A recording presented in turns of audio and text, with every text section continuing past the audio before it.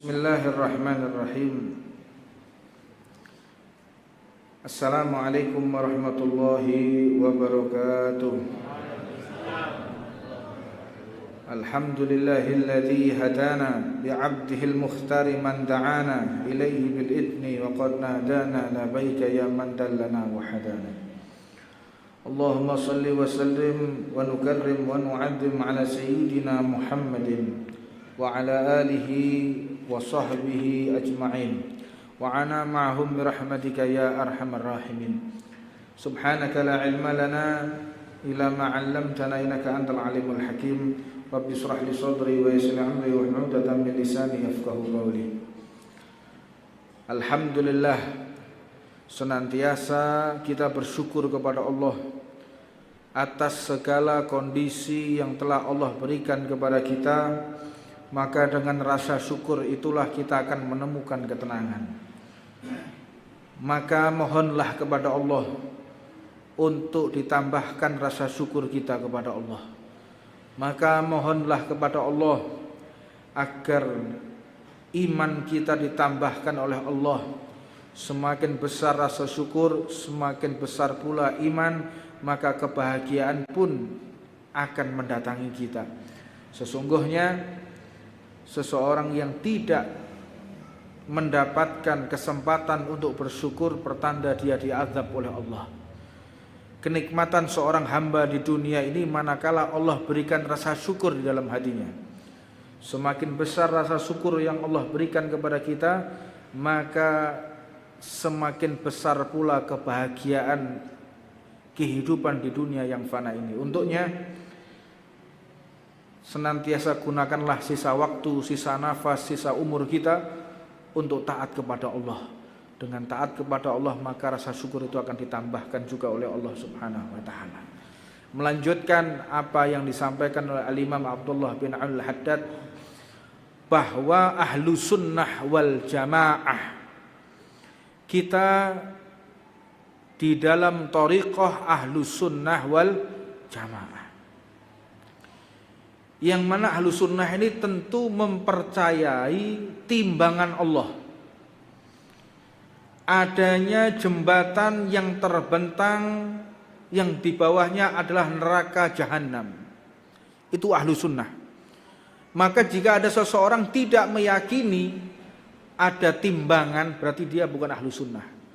Jika orang mengatakan ahlu sunnah, dia tidak meyakini bahwa ada jembatan yaitu Shirathul Mustaqim, dia enggak yakin ada apa enggak ya, berarti mereka bukan ahlu sunnah. Dan tentu di bawah jembatan tersebut adalah neraka jahanam yang diriwayatkan seseorang akan terjatuh, terpeleset selama 70 tahun dari jembatan sampai ke lantainya neraka, itu 70 tahun. Lama sekali. Maka dikatakan satu riwayat di sini disebutkan berbagai peristiwa yang ada di yaumul akhir, di hari akhirat itu ada satu contoh, 3 orang hamba ini diazab oleh Allah. Setelah ditimbang diazab yang luar biasa, sehingga Allah Subhanahu wa taala menyisakan satu nama.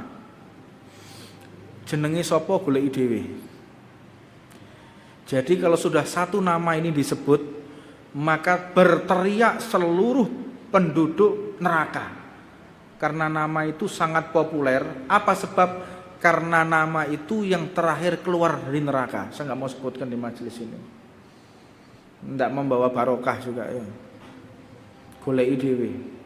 Ada satu nama yang apabila disebutkan teriak semua penduduk neraka, berarti sudah tidak ada kesempatan lagi mendapatkan rahmat dari Allah, abadi di neraka.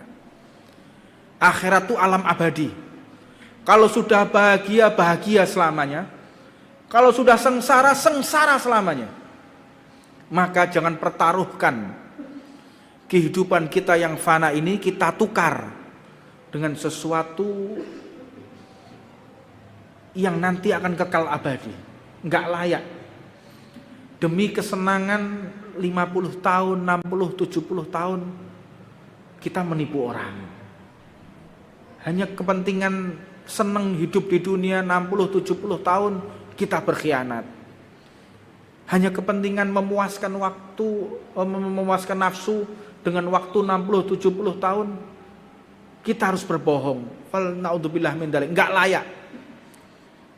Ibarat dunia ini diibaratkan oleh Rasulullah ketika kita membawa jarum, di hadapan kita adalah bentangan laut, jenengan tongone pantai bum apa tongone pinggir laut nggawa dom.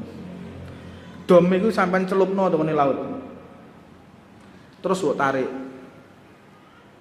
Di situ ada sisa air. Di ujung jarum itu adalah sisa air. Itulah perbandingan antara dunia dan akhirat.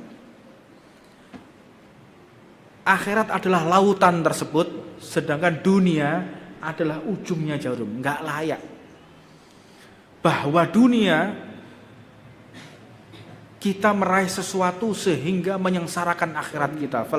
Naudzubillah min dzalik. Maka diwanti-wanti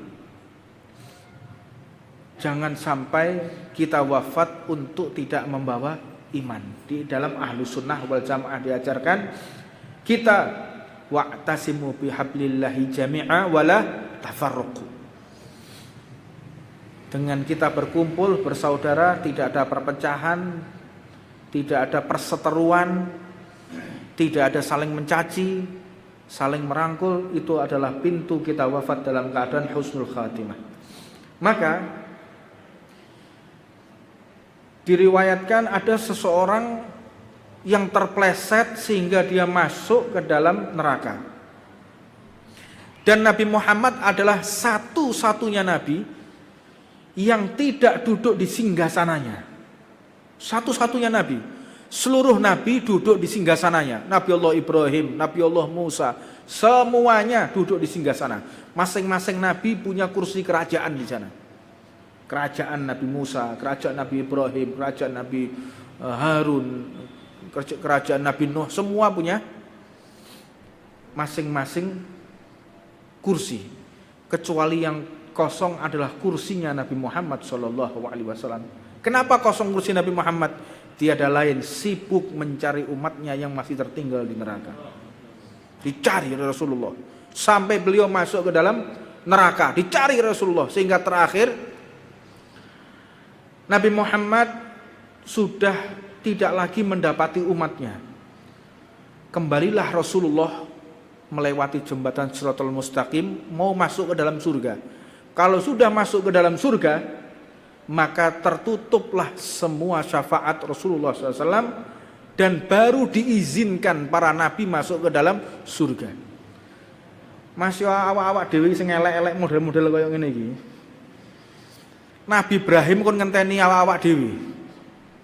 Nabi Musa itu, Nabi Isa, Ruh Allah, Nabi Ibrahim, Khalilullah, wakilnya Allah.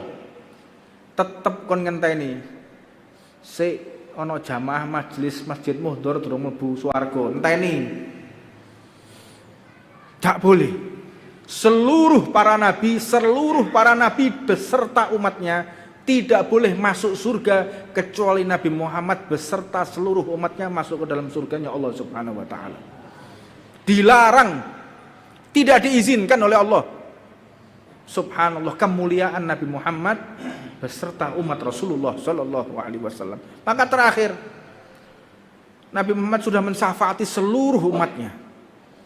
Masuklah Nabi Muhammad ke dalam surga. Begitu mau masuk, ada suara menjerit. Ya Rasulullah, adrikni ya Rasulullah. Tolonglah aku ya Rasulullah. Nabi Muhammad, suara dari siapa ini?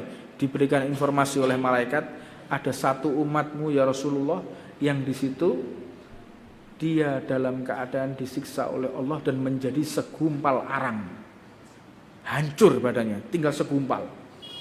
Maka larilah Rasulullah menuju tempat tersebut. Diambil salah satu mukjizat Nabi Muhammad ketika gumpalan daging yang gosong itu bersentuhan dengan kulit Nabi Muhammad SAW, langsung gumpalan daging yang kosong wujud menjadi manusia lagi karena sentuhan tangan Nabi Muhammad SAW. Maka Nabi Muhammad pun mengatakan, jadikan hari ini yaumul hisab lagi. Timbangannya mana? Dibantah sama malaikat. Ya Rasulullah, namanya orang ditimbang ya cuma sekali. Nggak ada orang dihisab 2 kali, itu tidak ada. Dihisab, diadili cuma sekali. Begitu Nabi Muhammad dibantah, nada munadi, ada suara bergetar, suara Allah Subhanahu wa taala yang memberikan teguran kepada malaikat untuk tidak membantah apa yang diinginkan oleh kekasihnya Nabi Muhammad sallallahu alaihi wasallam. Jangan dibantah apa yang diinginkan oleh kekasihku Rasulullah. Maka diadakan lagi dengan yaumul mizan, ditimbang lagi. Ketika ditimbang betul, amalan buruknya sungguh berat, amalan baiknya hampir tidak terlihat sama sekali. Maka dikeluarkanlah secari kertas dari dalam jubah Nabi Muhammad, ditaruh di timbangan. Maka timbangan yang baik tersebut langsung menjadi lebih berat daripada amalan dia yang buruk. Sehingga para malaikat terheran, ini secari kertas bisa mengalahkan bergunung-gunung dosa. Maka dibawalah umat tersebut sehingga dipeluklah Nabi Muhammad ketika di dalam pintu surga. Digandeng sama Rasulullah. Di jembatan itu masih digandeng sama Rasulullah. Dituntun sama Nabi sampai melewati Shirathul Mustaqim dan masuk ke dalam surga. Hamba tadi, umat tadi tanya kepada Rasulullah, wahai Rasul, kertas tadi itu kertas apa? Sehingga bisa memberikan aku syafaat. Dijawab Nabi Muhammad, suatu ketika engkau pernah menyebut namaku dengan penuh kerinduan. Engkau pernah bersolawat menyebut namaku 1 kali sambil engkau rindu dan meneteskan air mata. 1 solawat tadi yang menyebabkan engkau berhak mendapatkan syafaatku. Subhanallah, 1 kali syafaat, 1 kali solawat membuahkan hasil syafaat yaumul qiyamah. Lalu bagaimana dengan kita yang setiap hari kita melantunkan solawat, yang kita ikut berjuang di majelis solawat, kita mengenalkan solawat ke seluruh masyarakat, berjuang, bersusah payah dengan tenaga, dengan pikiran, dengan materi agar orang ini kenal dengan majelis solawat, agar orang ini mau bersolawat dengan cara apapun kita gunakan, dengan tujuan kita tiada lain agar mereka bersolawat kepada Rasulullah dan mereka berhak mendapatkan syafaat Nabi Muhammad Sallallahu Alaihi Wasallam. Berbagai cerita di sini diceritakan bagaimana kondisi seseorang itu di alam akhirat. Diceritakan ada 3 orang hamba. 3 orang hamba ini dikeluarkan dari neraka oleh Allah. Ketika dikeluarkan, maka hamba tersebut dihadapkan ke hadratullah, dihadapkan di hadapan Allah. Maka Allah pun memanggil 3 hamba ini. Setelah di hadapan Allah, 3 hamba tersebut diperintahkan oleh Allah, wahai 3 hambaku, cepatlah engkau pergi dari hadapanku dan masuk lagi ke dalam neraka. Maka 3 hamba tersebut, yang pertama langsung berdiri lari masuk ke dalam neraka. Yang kedua jalan noleh belakang lagi, jalan noleh belakang lagi, jalan noleh belakang lagi. Yang ketiga nangis terseduh-seduh. Akhirnya dipanggil lagi oleh Allah, ayo kumpul lagi. Kenapa engkau tadi langsung berdiri, kemudian engkau langsung masuk dalam neraka? Dijawab oleh hamba yang pertama tadi, ya Allah, semasa di dunia aku enggan untuk taat kepadamu, enggan untuk melaksanakan perintahmu. Maka kesempatan ini aku ingin taat kepadamu. Terus engkau hamba yang kedua, kenapa engkau jalan mau masuk neraka noleh lagi, jalan noleh lagi? Ya Allah, aku berharap rahmatmu. Masa engkau sudah mengeluarkan aku dari neraka, engkau akan masukkan lagi aku. Maka aku noleh berharap lagi kepadamu, noleh berharap lagi kepadamu. Yang ketiga, engkau kenapa kok nangis, kok diem aja kok nangis? Saya takut ya Allah, takut atas azabmu. Oh itu alasanmu itu, alasanmu itu. Iya. Maka kalian bertiga aku ampuni dan masuklah ke dalam surganya Allah Subhanahu wa taala. Subhanallah.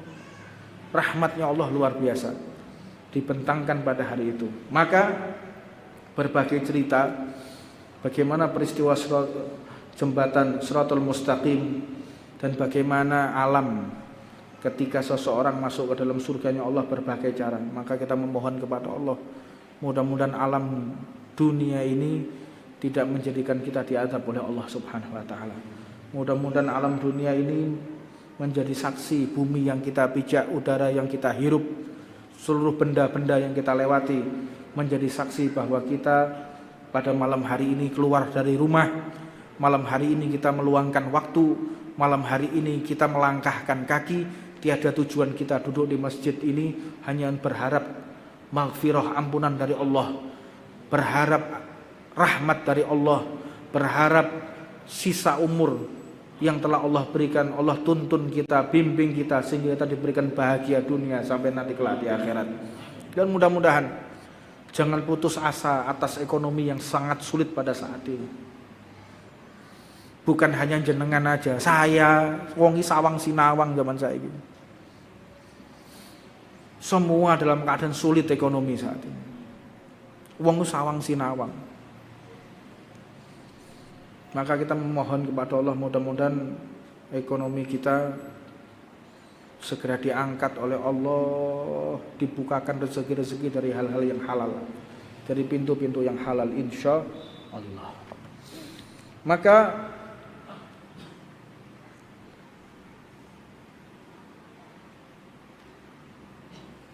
di alam akhirat pun akidah Ahlussunnah wal Jamaah menceritakan nanti ada telaga Kautsar. Telaga Kautsar. Inna a'toina kal Kautsar. Itu telaga Kautsar, kata Rasulullah, nanti kalau kalian wafat, sudah wafat, kalian bangkit di alam mahsyar, di padang mahsyar, carilah aku di dua tempat, kata Rasulullah. Aku pasti ada di dua tempat, tidak ada di tempat yang lain. Giling-giling, sampean mati kok tangi ketemu alam mahsyar, Kanjeng Nabi tok nggon loro tok. Ora tengone gang loro, gak tengone gang telu ngono gak. Gak tok Bambila ngono ya ora ono. Nggon loro tok. Di mana? Yang pertama di Telaga Kautsar. Yang kedua berada di Yaumul Hisab, sampingnya timbangan. Di sebelah timbangan. Ada satu riwayat lega ono maneh tok nggone jembatan Shiratal Mustaqim. Ada 3 Kanjeng Nabi. Tapi Mu'tamad mengatakan berada di Telaga Kautsar dan berada di timbangan. Untuk apa? Belani umat. Jangan sampai dipermalukan, aibnya jangan sampai dibuka. Malu kalau aib itu dibuka. Nabi Muhammad belani umatnya bukan hanya di dunia, sampai nanti di akhirat. Ngonconi kula panjenengan semua supaya tidak dipermalukan oleh malaikat yang mencatat dan tubuh kita yang memiliki lisan sendiri. Tuh akhirat itu lambe duwe lambe dhewe. Tangan punya lisan sendiri, kaki punya lisan. Jadi wis gak iso mbelani awak dhewe. Maksudku kurang ngono, niatku gak ngono Gusti, gak iso ya. Wis gak iso bantah sampean. Gak koyok saiki santri dikandani bantah, gak iso. Semua punya lisan sendiri-sendiri. Nah, Ahlussunnah pun berpendapat bahwa syafaat terbesar itu diberikan oleh Rasulullah kepada orang-orang yang bermaksiat melakukan dosa besar. Syafaati li ahlil kabair li ummati. Syafaatku itu untuk orang yang melakukan dosa besar di umatku. Makanya kata Rasulullah, umatku ini nyeleneh. Lek basa Tuban mblehar. Apa maneh? Apa belarah? Lek basa Toraja apa? Apa Bib? Mokong. Kak, Kutoraja gak ngono. apa? Utaraja apa? Belehar ya? Glambiar. Ya. Ya, glambiar. Itu disiapkan oleh Rasulullah kepada mereka yang melakukan dosa besar, subhanallah. Dan semua berhak masuk surga. Gak ono ceritanya gak umum surga itu gak ono. Yang beriman kepada Allah dan mengimani Nabi Muhammad sallallahu alaihi wasallam. Ahlu sunnah pun mengatakan siksa neraka itu ada, nikmat surga pun itu ada, dan mempercayai bahwa di surga Allah akan bertajalli. Allah itu ngetok, dan ini adalah kenikmatan yang paling besar. Bukan melihat surga, bukan menikmati makanan surga, tidak ada. Meskipun di surga itu, Habib Umar itu pernah cerita, di surga itu masing-masing orang itu punya remote, nyekel remote. Ibaratnya begitu, tapi remote-nya ada dalam hati. Satu sama lain itu punya remote, remote-nya ada dalam hati, yaitu keinginan dia. Kemudian di surga itu ada berbagai sungai. Ada sungai dari madu, ada sungai dari air bersih, ada sungai yang dari khamr. Khamr itu minuman keras, tapi duduk toa mudeng kowe. Berarti khamr iki ana tok surga. Ada. Tapi bukan khamr sing mambu badek iki ya. Duduk khamr nek diombe wonge tambah gendeng, duduk tambah pinter. Bukan khamr yang diminum wonge terus hilang ingatan, orang model kayak ngono. Ada khamr. Ada air susu juga.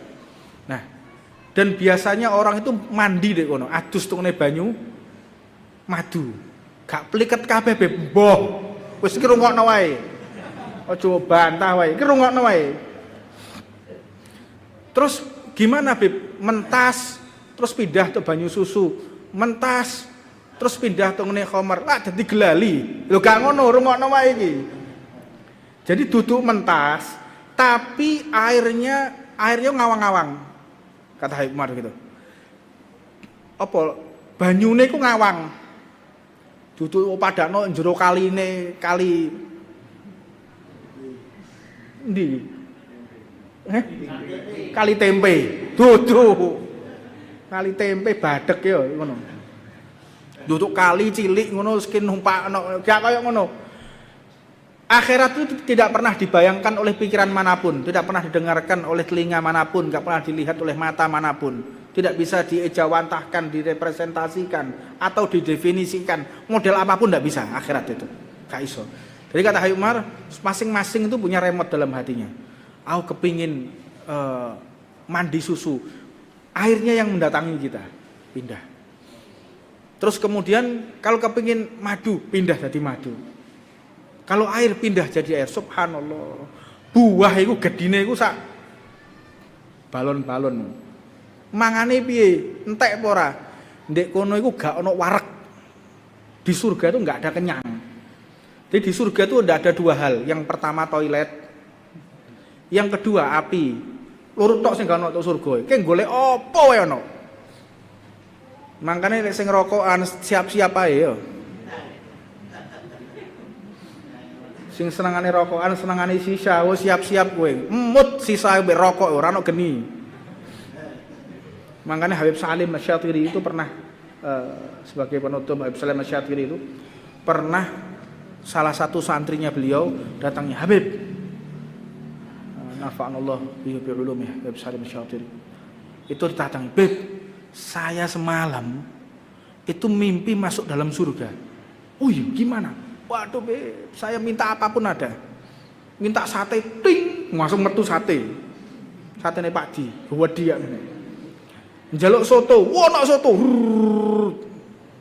Njaluk sego goreng, hari iki ono. Gak usah ngenteni surga wis ono. Njaluk apa ya ono? Di surga ono. Terakhir, aku iki lak nyusrep tumbak, apa rokokan. Terus ono rokoke? Ono. Mereke apa? Sing penting gudang garam Jaya aja ya. Rame gudang garam Jaya itu cekel. Terus piye? Aku njak penyumet ya so tamut tok riwari rokoke. bar mangan ngombe kabeh lengkap. Ape rokokan gak iso riwari. Kenapa gak ono geni? Geni gak ono riwari. Terus ya terpaksa. Terpaksa ya apa? Metu to surga nyumet sik tok neraka. Lho kok lakoni jare. Iya tak lakoni, Bang. Bayangno wong gara-gara rokok metu ke surga nyumet tok neraka dilakoni ya. Saking nemen cek nemene wong. Metu teko surga ditok-tok ya. Kang, iki sapa iya? Dok-dok lawang neraka. Begitu dibuka iku neraka. Sampe lihat saya.